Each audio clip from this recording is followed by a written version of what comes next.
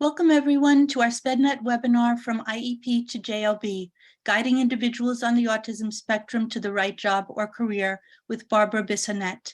We are so pleased to have you joining us. I'm Eve Kessler, co-founder and executive director of SPEDNet, and Carolina Corrigan, our co-president, will be hosting this webinar. SPEDNet was created over 20 years ago as a nonprofit to educate and empower parents of students with special needs to become their children's best advocates.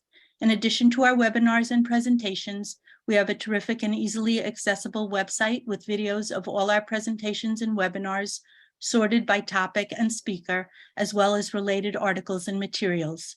We have published an excellent interactive guide to special services, bringing knowledge to the table, how to be an effective advocate for your child, free on our website with paperback available for purchase. If you have a student in Wilton Public Schools, you may receive a paperback copy free of charge. Today, we welcome Barbara Bissonnette, a certified coach and the principal of Forward Motion Coaching. Barbara provides career development and job coaching and workplace advocacy for individuals with Asperger's syndrome and similar autism spectrum profiles and nonverbal learning disabilities. She also offers consultations and trainings for organizations on how to utilize the skills of employees with Asperger's syndrome and other social communication and executive function challenges. Barbara is the author of several books and publishes the Asperger's and NLD Career Letter, a monthly free newsletter containing tips on how to find a job and maintain employment. If you find our information and support helpful, please feel free to donate to SPEDNet. We're a nonprofit organization and all your donations go directly into programming. A few ground rules. Be mindful that this is an open forum and the presentation is being recorded, so we can't guarantee confidentiality. You may not want to reveal any private information in your questions. The webinar videos will be sent out by email and posted on our website and YouTube channel. Please ask your questions through the Q&A feature, not the chat. We will be taking questions at the end of the presentation. Any information provided in this presentation by the speakers of SPEDNet board is for general information purposes only and is not intended to be legal or therapeutic advice. Again, we send out videos of all our webinars to everyone who is on our email list. So please make sure you're signed up if you want a recording of this webinar or any of our webinars. Lastly, this webinar is presented in partnership with Wilton Public Schools and the Newtown SPED PTA. Thank you to both. And thank you, Barbara. We'll turn it over to you now. All right, sounds good. Well, I'm really delighted to be participating in this presentation. And yeah, just a couple things to expound a little bit about myself. So Forward Motion Coaching is my private practice. And I actually have specialized in the area of Asperger, autism spectrum, and employment since 2006. Right? And I have worked with clients all around the United States, in other countries.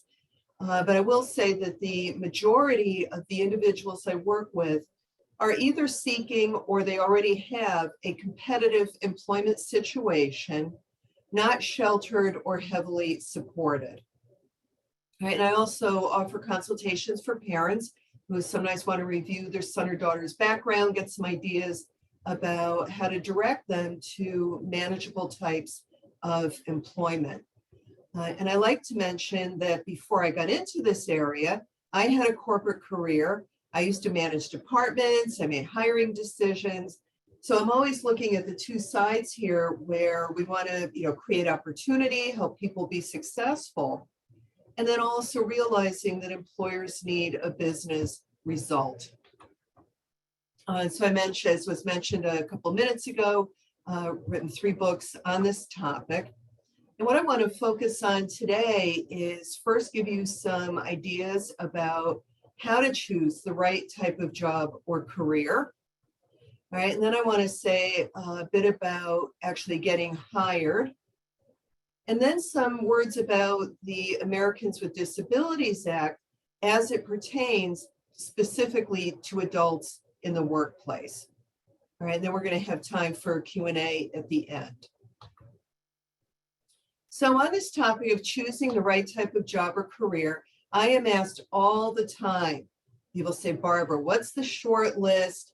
of the right type of job for people on the spectrum. And then all they'll have to do is pick one and everything's going to be fine. All right. Unfortunately, it's really not possible to do that because individuals really are so different from one another.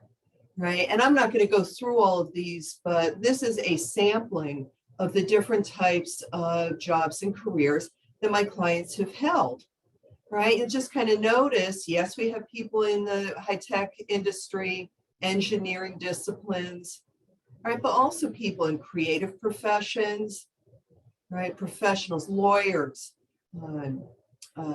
nurses, teachers, warehouse workers, bus drivers, etc. So it really is quite varied, right, in terms of types of jobs that people can be successful in. So a lot is really depending on a particular individual. And we're going to go into my process now of how to tease out what is going to be manageable. All right. And the other thing I want to mention is that college really is not the only path to success. Right. And I think sometimes people have the idea that, boy, if my son or daughter earns a degree, then they're going to have no problem. They'll pick and choose the jobs and everything's going to be fine. And it really doesn't work that way, right? There aren't any guarantees, all right? And there's a really interesting, it's about a 10-minute video on YouTube called Success in the New Economy. And one of the things they bring up is the 1-2-7 rule, which apparently has been validated since the 1950s. And what this means is that for every job, one job that requires a master's degree, there are 2 jobs that require a bachelor's, and 7 jobs that require what they term skilled technical, meaning some kind of training or education after high school. All right. And in this video, they're saying, I believe it was as of 2020, that Harvard University was saying about 60% of jobs in this country are going to be in that skilled technical category. All right, so I always encourage people to make sure you're looking at all the options. Yes, it may be a 4-year degree, all right, or it might be vocational training, maybe an associate, some kind of certification. Right, then for some individuals, it could be a job that doesn't require anything beyond high school. All right, so explore everything before making a decision. Now, when I'm working with clients and we're trying to tease out the right type of occupation, I like to focus on 4 areas. Certainly interest, because most people want to be at least semi-interested in the work they're doing. All right, we need to look at a person's abilities, right, their skill sets and aptitudes. But then also, I think it's very important to think about the right type of work environment for that individual. All right, and then looking at how Asperger's autism is impacting that person. And then kind of put all of this together so we really get a profile of how are we going to choose things that'll really emphasize the areas that someone does well in, right? And something that's going to be manageable.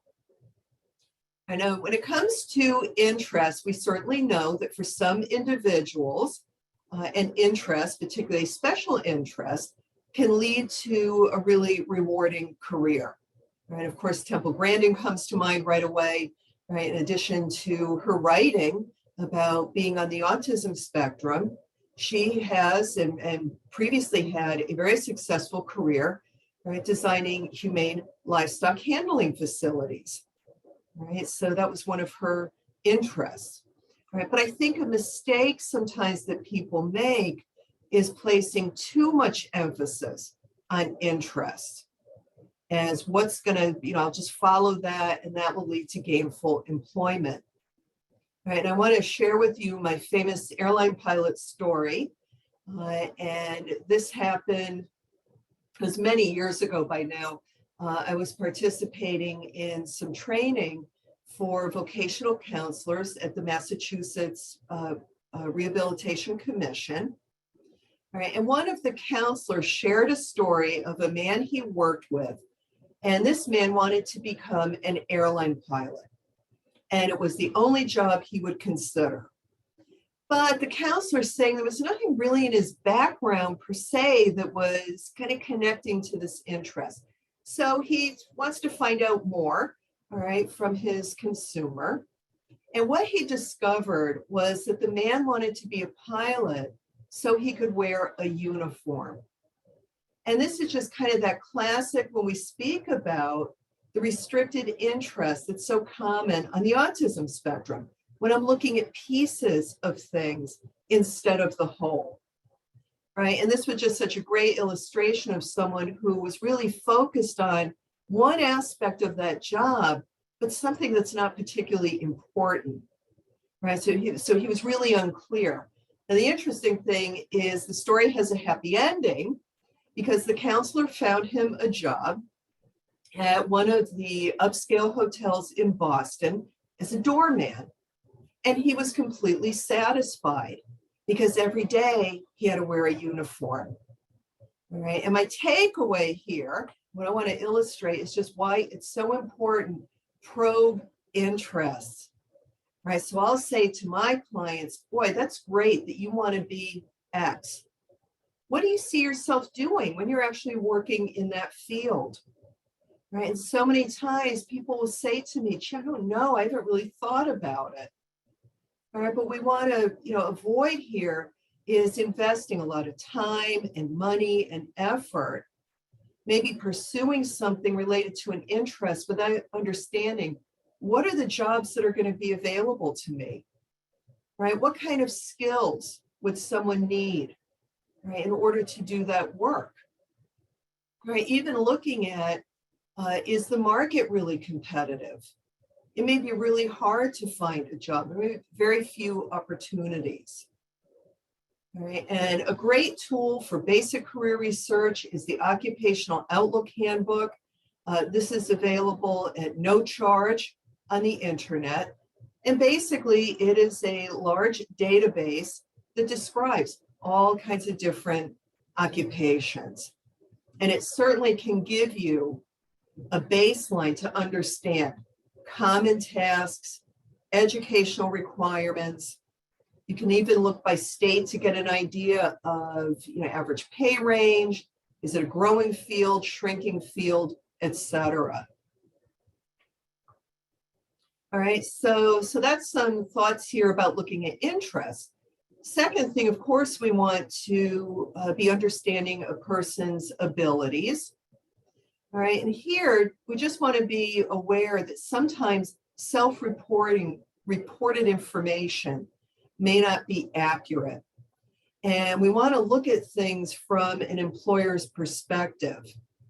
So I may have clients and their parents who say, gee, this person writes really well, and that's true.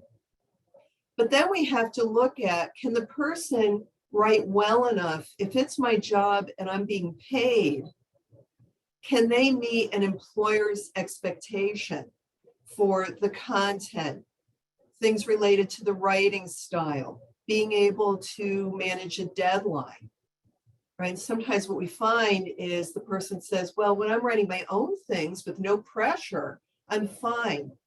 But in that kind of work environment, I wouldn't be able, right, to meet the expectation for a professional writer. Right? And then also realizing that a lot of jobs have a lot of different facets to them. You're not literally doing one thing all day long.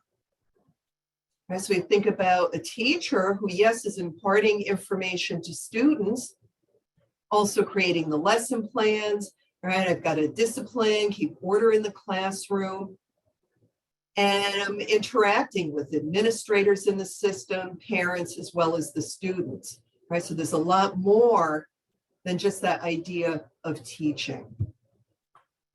Right? So I do think if someone has at least a reasonably up-to-date neuropsychological evaluation, you can really get some very good information here that's relevant to employment. Because one of the things that a clinician is looking at are the various cognitive processes. All right, so the executive function, right, memory, attention, etc. And if we have, for example, someone who maybe struggles with working memory, well, then we know if any kind of job where I have to take in a lot of information, make a quick decision, right, is probably going to be really hard for that person to manage. And when my clients, and you may be familiar, when the clinician is writing up the report, they're doing so in layman's language. And I find when I'm working with someone in their later teens and adults, typically the reports have some recommendations regarding employment, some things to be thinking about. Right? So that can be a very helpful tool. And then the third area relating to work environment, I kind of break this down into 3 areas to be examining. Certainly one has to do with the physical aspects of the work. Where am I going to be? Am I going to be in a cubicle inside an office? Am I going to be outdoors in the elements? Does an individual have any kind of sensory processing or integration difficulties that might impact, such as someone who's very sensitive to noise? Well, probably warehouse work is going to be a problem, or I might need some accommodation. Okay. Even thinking about, does the person need strong coordination or fine motor skills? Right? Do I need to be able to really notice detail, right, and pick out anomalies, etc.? So we think about some of the physical characteristics. Then another area, to the best we can tease out, what are the requirements for interpersonal interaction? Right, and some people do absolutely fine when I'm working within my set work group, right? Or maybe I have, if I'm talking to customers, it's a very scripted situation, all right, where other individuals can interact with people in different departments, right? Or more open-ended kind of interactions with customers, all right? So a lot can depend there on an industry, type of company, and the individual. But I also think that generally speaking, people on the spectrum are going to do well in environments that are not hyper competitive. Certainly in organizations where you don't have a lot of politics, right, which can be very hard to manage. All right, and then we want to think about generally for this type of work, what are the performance expectations, right? What's the pace? How quickly do I need to work at this job? Right? For example, I've had some individuals working in warehouse situations, and some do fine, but there's a real requirement here for needing to sort packages really, really quickly. Some people can do fine with that. Right? Other individuals just simply can't process or move fast enough, right, to meet the baseline requirement. Another big one you want to think about is how much structure does a person need, and is that going to be a match? And when I have clients who say, in the workplace, I need to know exactly what to do and exactly how to do it, I really pay attention to that, all right, because we can eliminate a lot of jobs that simply wouldn't have that level of structure. All right, certainly, looking at multitasking, which is that rapid attention shifting, right? How independently does a person have to work? Is there a lot of decision making? And is that really going to be a fit with a particular individual? Right? And it's very interesting. In all the years I've been doing this work, my clients have been very, very consistent in describing, right, what really would be a good work environment. Right? At least some elements of routine. Right? People on the spectrum don't like a lot of change, right? Minimal interruptions. A lot of people say more of a supportive kind of environment with my colleagues, right? Not too much pressure, right? And then again, thinking a lot of folks do best in a quiet workspace, right? So I don't have a lot of distractions. And then the fourth area it's important to look at is how does Asperger autism impact this particular individual? All right, and I'm very careful how I frame this to say, first of all, every human being, right, has limitations of one kind or another. And the purpose here in being aware of personal challenges, it really does help a person to make better job and career choices. All right, because that's the whole thing here. We want to find what are the occupations that are going to emphasize what this person does well and steer away from things that would either be very, very stressful or impossible to manage. And I think of limitations in two categories. There certainly are some that can be mitigated, right? So maybe an individual has to learn or improve particular skills.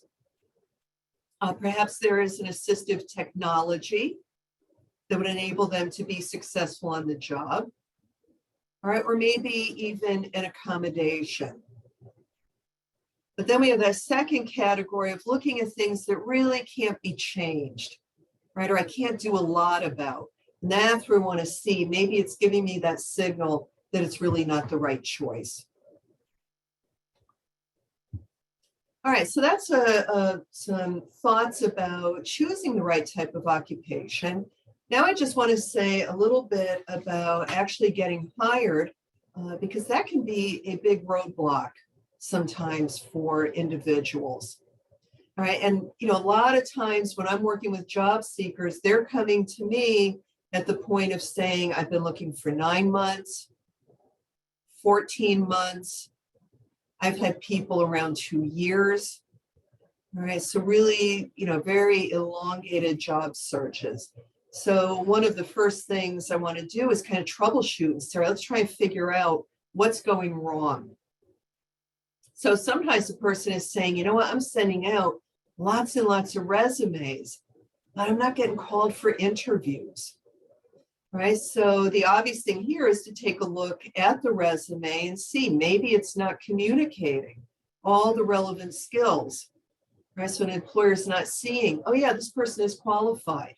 Right, I want to find out more. All right, but another time you might find out that maybe the individual is applying to a lot of positions that they're not qualified to do. And I've had cases, again, coming back to this idea of the restricted interest, where a person might be looking at a job post and they say, oh yeah, I have these 3 abilities, but then there are 5 more things that are required and the person isn't acknowledging, right, or really thinking about those. Maybe the person doesn't know the right kind of search terms to put on if they're online looking at some of the job boards. So I have a recent graduate who is applying for jobs at a director level, right, which are 5 to 10 years of experience. Right. And I'll never forget, a few months ago, I had someone who earned an associate's degree in business, and that was the search term. There was no filter on experience. And when you just put in business, this person was getting like hundreds of possibilities a day, and the majority of them didn't even fit their background, right? So you really have to look, right, make sure a person is clear, right, on how to do that. Or we may have the case, again, of a very competitive market. I work with a lot of history majors, and most of them want to work in museums. And unfortunately, there just are very few jobs in that area. Right, so it might take a long time, or maybe we need to go to something related. Right, but then I can see the opposite problem where a person is saying, I have no problem getting interviews, but it's never progressing to an offer. So again, obvious thing here is, getting an idea, does the person now, when I'm on an interview situation, do they understand how to communicate, how to respond to the questions? And if you're very literal, right, maybe the person is not understanding what the interviewer is really trying to discover.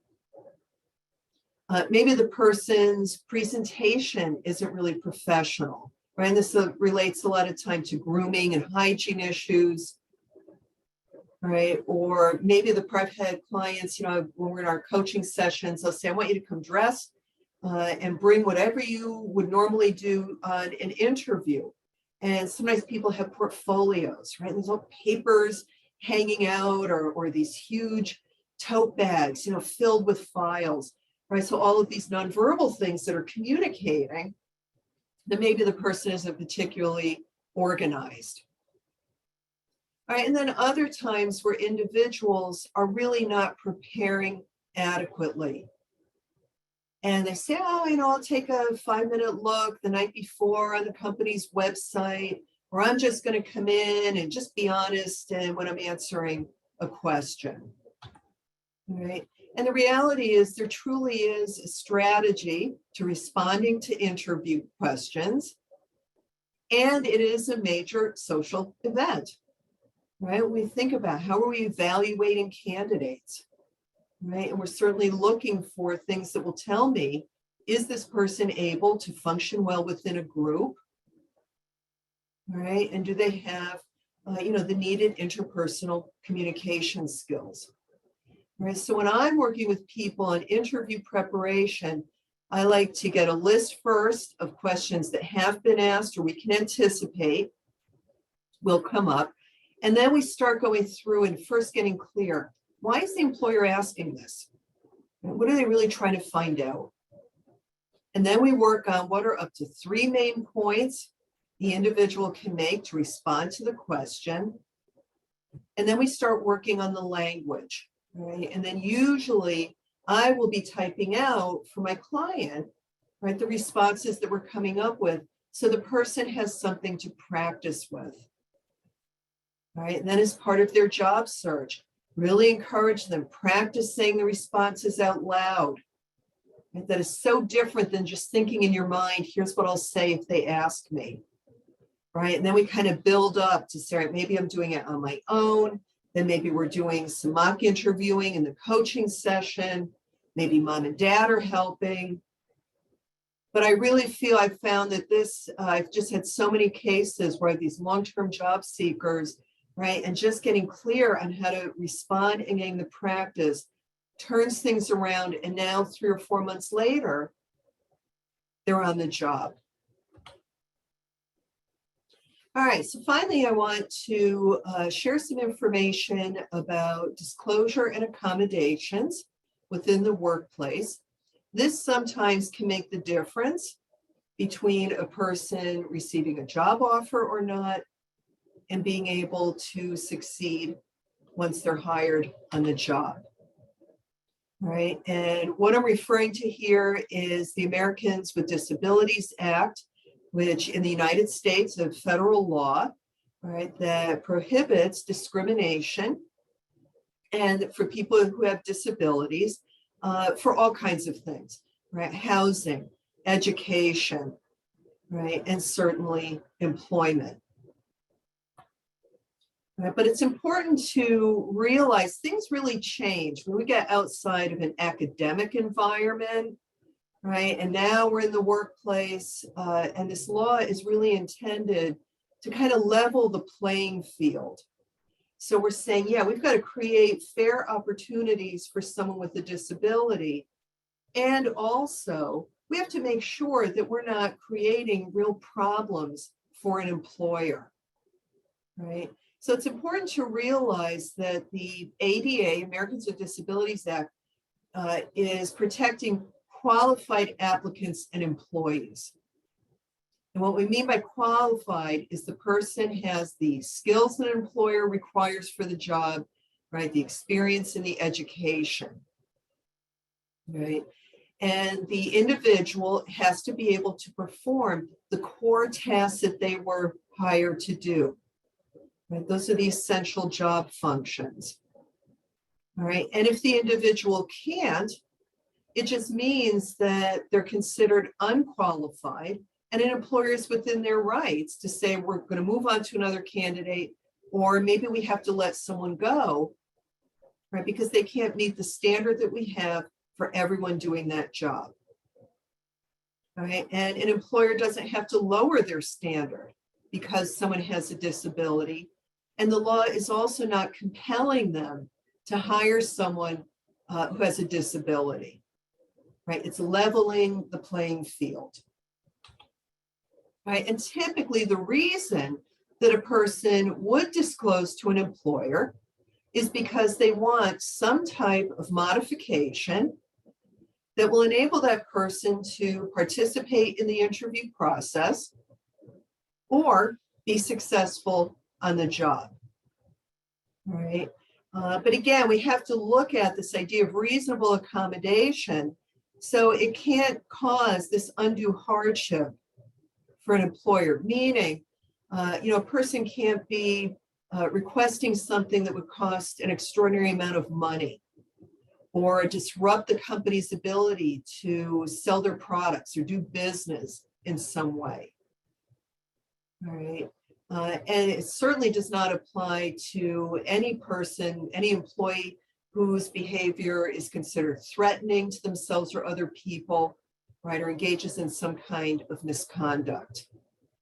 Right? But you want to realize here that even this idea of undue hardship, the definition can really depend maybe on the size of a company or the kind of, what their whole business process is. Right, so what's considered a hardship at a company with 50 employees may not be considered a hardship at a company with 500. Right, so there's a lot of negotiation. This law is really providing guidance, but then we have to look, there's so many variables, right, that really, a lot of these cases, it really comes down to a very individualized kind of approach. All right, so it is really important if someone wants to disclose to really develop a plan, right? And kind of think about, what does the employer really need to know, right? And you want to really focus on what are the things that are getting in the way on this particular job, right? Or the job when I'm doing the interviews for now. It doesn't matter what happened 10 years ago, right? Or 3 jobs ago. All right, and then make sure that the explanation is simple and brief. And sometimes I have clients who want to bring up all this language, like from the diagnostic criteria, right? Repetitive stereotypes, patterns, and fixated interests. And I'll guarantee you, most people in the managers and companies, they have no idea what the heck you're talking about. And more importantly, would have no idea, what can we do to help you be successful? All right, so really keep it simple, brief, layman's language. And then you don't want to share, and you don't need to, personal details, right, about, every medication I'm taking or the person's emotional state. All right, so you really kind of control what's the relevant information an employer needs. And certainly, you don't want to be making negative comments about colleagues or about the company, right? Oh, my supervisor is just so unfair. This person hates me, and right, that's really not appropriate. And the huge thing you don't want to do is start threatening. Oh, if something happens, if you fire me, I'm going to sue you. All right, because those kind of things, it's never a good outcome. And you want to remember, this is a negotiation.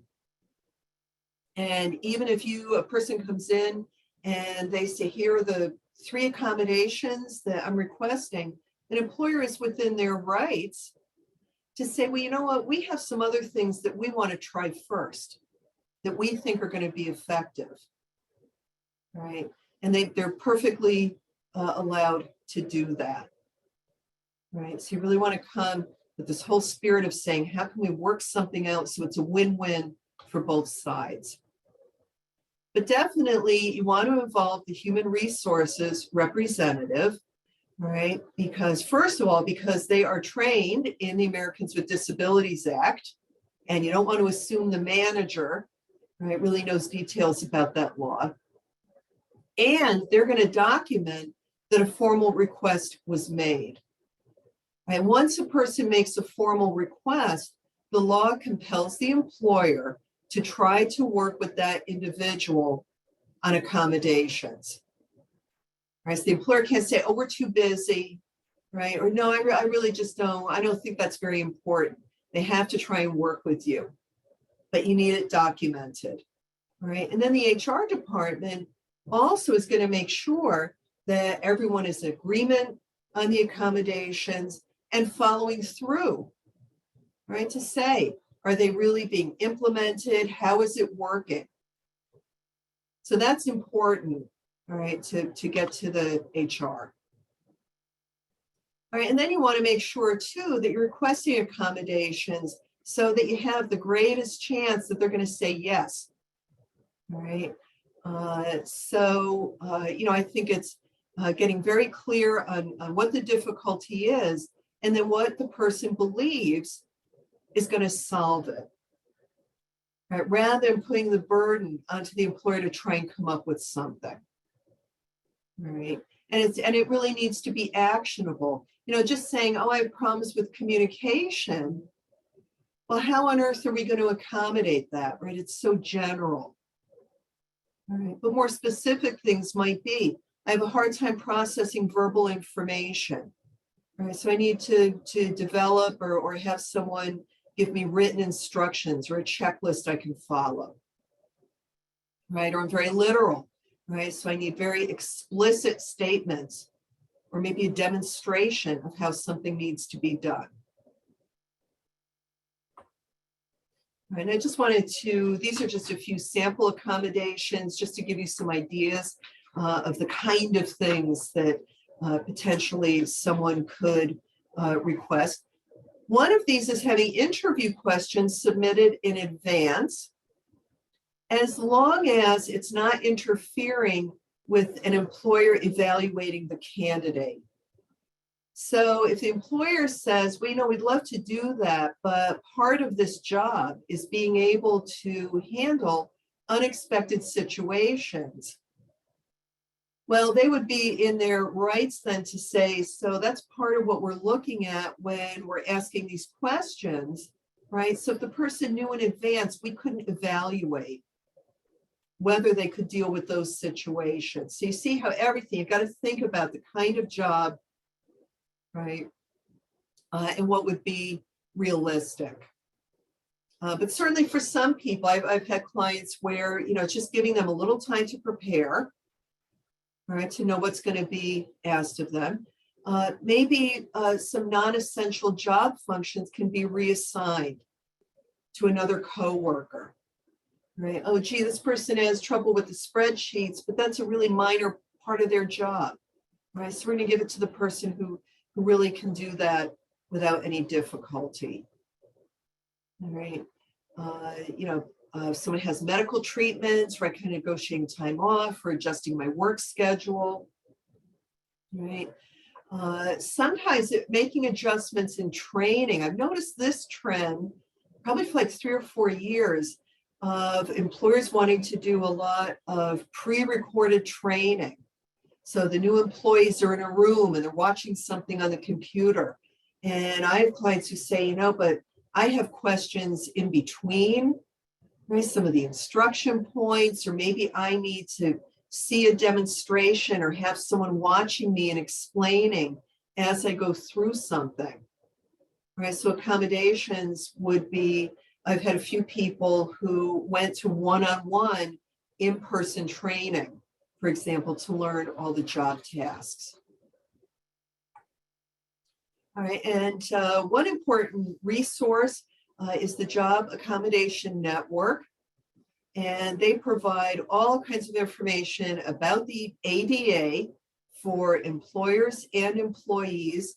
This is all free of charge, all right? And one thing they do is offer suggestions of accommodations based on disability type. So maybe an individual is saying, I'm not quite sure what might be helpful to me, but then if I can look at some of these suggestions, then I might be able to say, oh yeah, I can identify now a couple things that I really think would make a huge difference, right, for me in the workplace. Right, and then I'll just mention, I have a guide too as well on disclosure strategies that you can download on my from my website. at no charge. Right. And this is my contact information. I will just briefly mention that I do offer a free information session for prospective new clients. And I do a lot of the coaching via telephone or Zoom. So geography is not a problem. And also, as mentioned in the beginning, you can contact me if you'd like to sign up for the monthly newsletter. All right, but that is the conclusion of the prepared material. So now we have time for Q&A. We do have a few questions. Okay, great. And I think this is kind of one question, two parts. Okay. Would it be correct to say that some employers quietly discriminate as a reason not to hire? I was told it would be best never to discuss or mark the disability box on an application because I would have never gotten the opportunities and careers that I have held. And is it true that if you are discriminated and are discriminated against, that if you sue and win, that's on your record for employees to see? So to the question, of discrimination, it really is tough. Can I say, could it happen that some individuals working at companies, if someone disclosed or they see something on an application, could they say, oh, we're going to go with someone else? Unfortunately, I'm sure it can happen. But I also think the opposite. There are also, though, a lot of employers who, feel very strongly to it, just about creating opportunities for people and recognizing that we have a lot of individuals who have abilities, educated, right, who really can do a lot for the company. And just so you know, it is pretty common. You may see on an application where there's a question asking whether a person, an applicant, has a disability. That's separate, though. That information does not go to the hiring manager, right? And that's to kind of track, for some of the employment laws, or are we discriminating, right? And it is perfectly okay to decline to answer that. It's a voluntary question. On this whole idea of discrimination, the other thing is it can be really hard to prove because the burden is on an individual to prove that a company discriminated, not the other way around. So I don't think, though, that it's an absolute that someone would say, oh no, companies are never going to, right, take a look if I disclose right up front. And in terms of if someone sues and they win, of how that information would be available to employees, I'm sure with lawsuits, and there's it is a matter of public record if someone's looking for it, but I really don't know all the particulars, right, of how that would work. So, that I'm going to say that's outside of my expertise. Okay, so here's at what age should we be exploring career avenues for our kids? I think, again, a lot is going to depend on a particular person, but certainly, looking at maybe even by, like maybe mid-teens, just to get some, experience, maybe volunteering, right? If you try and look, can I see some opportunities that might be related to maybe some possibilities, right, of some interest, possible areas someone has, right? So they kind of try on, right, kind of environments. Or for some individuals too, just getting used to the whole rhythm of the workplace. It's a lot different than school, right? And even in college, a lot is really laid out for people. You have a syllabus, right? You know the next thing to do. And typically in employment, you've got to work more independently. So even getting some experience, volunteering or the part-time job, right, might really be helpful, right?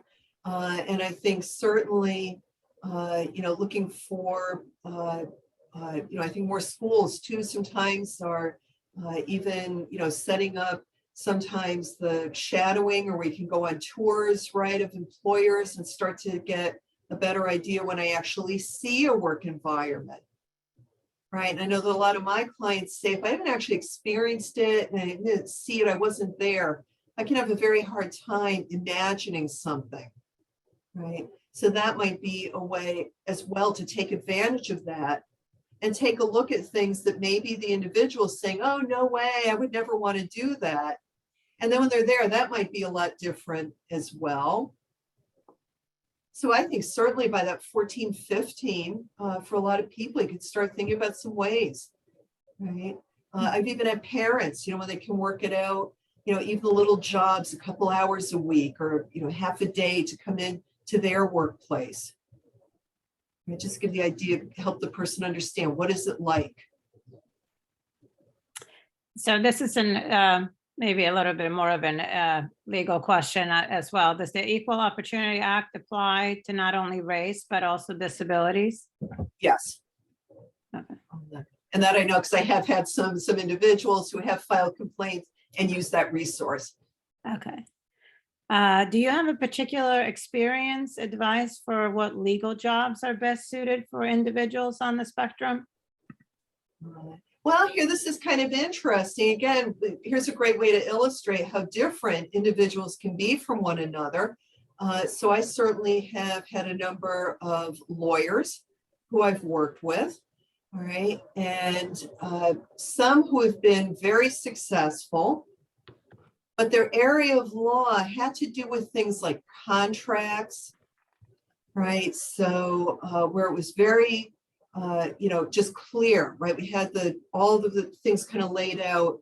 And I've had a number of people who they said to me, I knew right away that something like divorce law would never work for me because all of the emotions, right? And people get upset and it's so personal, right? But people who really have on contracts and other areas where I'm developing that real expertise. And again, it's just more black and white and very clear. I've also had people, though, who really have struggled, all right, working in a practice. All right, so again, you really have to look at a particular person. And the same thing related to paralegal work. So I've had some individuals who are very organized, all right, and maybe they're two in the right size firm. I'm working with one lawyer instead of several, and absolutely can meet that requirement, right, of keeping everything organized, managing all the deadlines, right, the accuracy of the work, right. But by the same token, if someone struggles, right, with some of those areas related to organizing, right, then I've had other people who tried it and said, it was too much happening. I couldn't keep track, too much multitasking.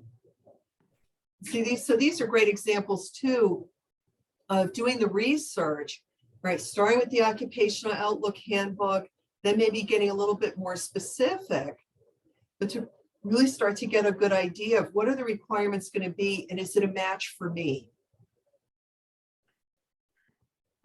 So here's a little bit of a two-part question statement. My daughter's never disclosed her autism on any application. I don't believe she would get the job if she did disclose her autism. She's extremely high functioning and she interviews very well. She always gets the job. I can't see any job that she's ever had any accommodations or anybody accommodating her in any way. One job, they wouldn't let her go to the bathroom when she pressed a button on her register and she was the cashier. On every application, every application asks you, do you need any accommodations? Can you disclose them after you get the job? Yes, and actually that's in my practice a lot of times when people do disclose, because in almost all cases, it is the individual's choice. And there's no kind of time limit. So you certainly are not under any kind of obligation, right, to disclose in an interview or when you're, again, almost all cases when you're on the job, right? But yeah, if someone is saying, you know what, I believe, first of all, I don't need any help with the interview process. And I believe what they're describing about this job, I'm not going to have any problem meeting the expectation, that's fine. All right. But then if something happens, and I've had people who have been working at a job for 3 and 4 years, and then maybe something happens. I get a new supervisor, we're, kind of changing the system. And now I'm saying, man, I'm having a hard time adapting. Well, it's perfectly acceptable to then disclose and say, look, here are the difficulties, right? This is what a kind of accommodation that I believe I need. So yeah, you're not under an obligation. And just because you didn't disclose at the time you were interviewing, right, going through the hiring process, does not mean that you can't at some future point. Here, another question. What organizations are available for entering the automotive field for a mechanically oriented 16-year-old with ASD? And what was the first part? They were asking what type of Organizations are available for entering the automotive field, maybe meaning what vocational schools, maybe? Yeah, I would say potentially, I mean, for that kind of training, I would be looking locally, right, to see, what might be available in terms of instruction. So I think that really would I take a look at based on where you live and, right, or sometimes I know some organizations, actually have it with, when you're learning more of those kind of mechanical type of skills, some even have apprenticeships, right? Well, they'll train. But again, I think you have to look up what's available locally. Yeah, maybe check with the guidance office in the schools if they have Sure. anything. I don't know where, since it's a webinar, we have people from a little bit all over, so I don't want to be like, yes, go here. Right. But there's a couple in our area in Connecticut, but that would be mostly vocational schools. You'll have to go look for that.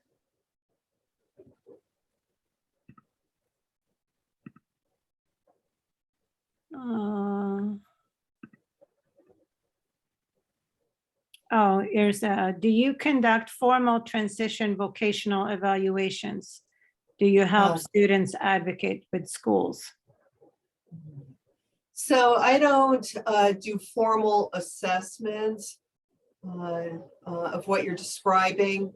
The tools I use, an interest inventory, right, that kind of looks at preferred work style, but that is interest only. It's not looking at whether someone has the aptitude or ability for a career.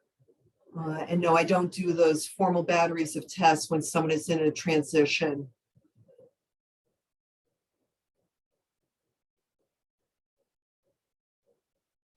I think there was a second part about whether or not you advocate for students with the school districts.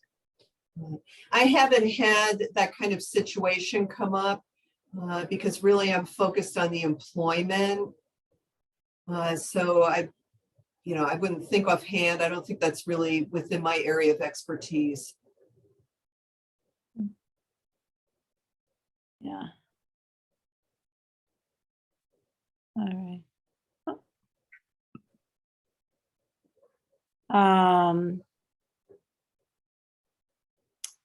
My 16-year-old is a very skilled in Photoshop, Illustrator, Animate, and I'm thinking of suggesting he try a small, easy jobs on Upwork to see what the work is like. Would you recommend that? Yeah, I think that can be a great avenue to kind of this whole idea of trying something on.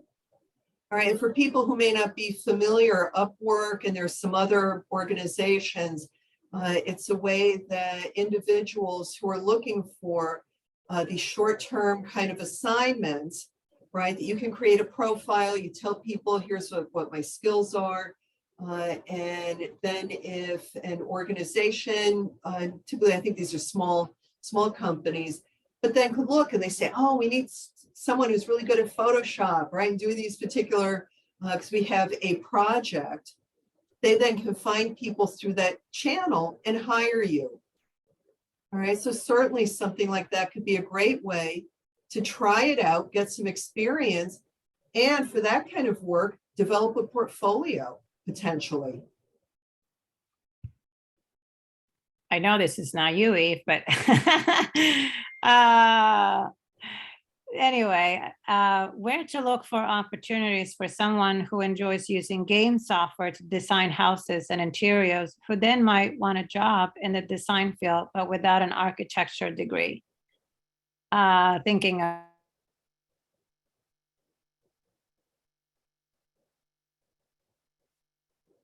And I'm not sure what's the screen for, was there a last part to a question? I think I heard. Thinking of drafting, etc. Is that feasible? I think Of, potentially, but I think Carol, it looks like Carolina, I think her screen may have frozen, so I missed parts of that question. It says where to look for opportunities for someone who enjoys using game software to design houses and interiors, who then might want a job in the design field, but without an architecture degree. Thinking of drafting, etc. Is that something that's feasible? Potentially, but say here again, this is where I would start doing some preliminary career research, right? And to look into, for example, on the occupational handbook, right, to put in drafting, right, and take a look at that occupation and what they're describing, right? Or even, potentially, if it would even go to like interior design, right, and take a look at, how does someone get qualified? What are the types of jobs that would be available? Sorry, I must. So I encourage people to, really don't, or I encourage people do the exploration, right? Just kind of see what might be out there. And the other nice thing I like in particular about the handbook is they have a section for related occupations, right? And sometimes that is a way that someone might say, I'm reading about one thing, and maybe I'm seeing some things that I now have a big question, is it really going to be manageable? But then when I look at some of the similar occupations, I may find something and say, man, here's something that really is emphasizing the things I do well. Sorry, I dropped off the internet world for a little bit. What's the typical age group that you work with? So typically, my clients would be between the ages of, on the young side, 16, 17, into early 20s, and folks thinking about career, looking for a job. But then I also have individuals, 30s, 40s, 50s. I've had a couple people in the early 70s who, again, either are employed and facing challenges, or maybe people who said, I've been in one type of job area, it's always been, or now it's become really challenging, and now I want to look at some other options. Where might I transfer skills? So really it's pretty broad in terms of age. So my daughter believes she knows what she wants to do, but she doesn't have a clue to get there. You can help her figure this out, correct? Is that what I'm hearing? So I think. Yes, and I know the job search process, right, can be really confusing and overwhelming, right, sometimes. And yeah, absolutely. There's a kind of a progression that happens, and I certainly help people kind of break down, right, all of the steps and focus on maybe one or two aspects of it at a time, so it doesn't become overwhelming. All right. Well, it seems like there's some little dropping off, and I don't see any more questions. But That was great. That was awesome. Thank you so much. Very well organized, very clear. Well, thank you. Thank you. I certainly hope that everybody got a lot of good information and yes, they can use with their kids. Yes, we're getting a lot of good feedback coming in here. Yes, very good. Thank you. So But with that, I think if not holding you up anymore, Barbara, thank you so much. It was super helpful. I know I needed it. Well, So, thank you. I really appreciate it. And I appreciate the opportunity. yeah, thank you, everybody, for coming. Thanks, everybody. Bye. Thanks. Bye. Thank you. Bye-bye.